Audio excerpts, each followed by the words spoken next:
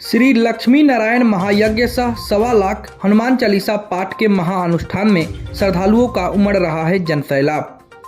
बक्सर जिले के सदर प्रखंड अंतर्गत कम्हरिया गंगा घाट स्थित गंगाधाम आश्रम में विशाल कलश शोभा यात्रा के साथ 6 दिवसीय श्री लक्ष्मी नारायण महायज्ञ सह 1.25 लाख हनुमान चालीसा पाठ का बड़ा अनुष्ठान शुरू हो चुका है।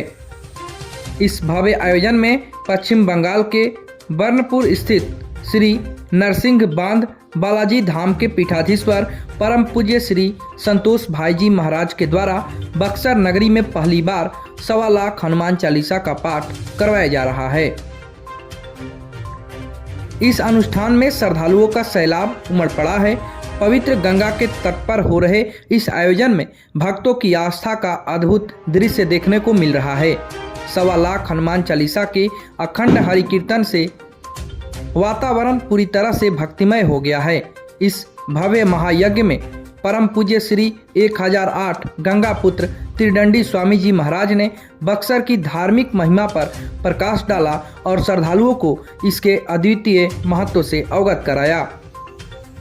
स्वामी जी महाराज ने अपने प्रवचन में कहा कि सिद्धाश्रम बक्सर वह भूमि है जहां भगवान वराह ने संकल्प लिया था। उन्होंने कहा कि वराह पुराण में लिखा है कि बड़े से बड़े पाप भी केवल बक्सर का नाम लेने से समाप्त हो जाते हैं। बक्सर की जयकार करने से व्यक्ति के सभी ग्रह और विपत्तियां समाप्त हो जाती है।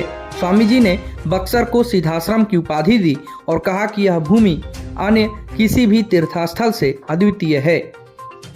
गंगापुत्र महाराज ने बक्सर के 12 कोस क्षेत्र के महत्व पर भी जोर दिया और कहा कि इस क्षेत्र के संवर्धन की आवश्यकता है। उन्होंने बक्सर के तीर्थ स्थलों के विकास की बात की, साथ ही विश्राम सरोवर की दुर्दशा पर अपनी चिंता जाहिर की।